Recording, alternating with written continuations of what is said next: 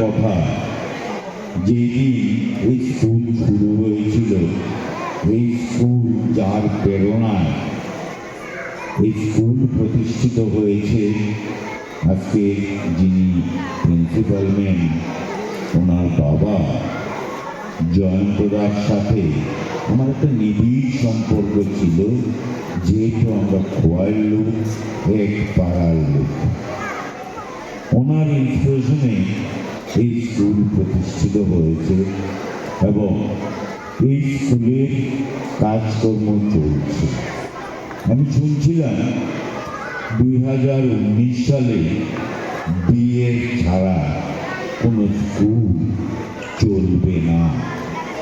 অধ্যক্ষা মহোদয়া বলছিলেন, সত্যি তো, ত্রিপুরার বর্তমান যে সরকার এবং দেশের যে সরকার, সেই সরকার শিক্ষার উপরে এত জোর দিয়েছে, গুণগত শিক্ষা দেওয়ার জন্য, গুণগত শিক্ষা যাতে ছাত্রছাত্রীরা পেতে পারে, সেই জন্য এডুকেশন সিস্টেমটা একটু অন্য পর্যায়ে চলে এসেছে।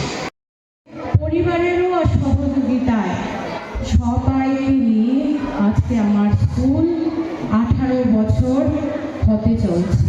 2008-এ স্কুলটির নাম ছিল Khowai Montessori English medium school. 2017 সালে স্কুলটির নাম পরিবর্তিত হয়ে গ্লোবাল কলেজিয়েট স্কুল হয়েছে। আজকে এই প্রোগ্রামে আমি যে উপস্থিত থাকতে পারবো, ওইটা আমার ঠিক ভাবতে পারছিলাম না। একটা সময় আমার মেয়ে হঠাৎ খুব অসুস্থ হয়ে যায়, মেয়ে হসপিটালাইজ, ওর স্যালাইন চলছে, কিন্তু আমি বাধ্য।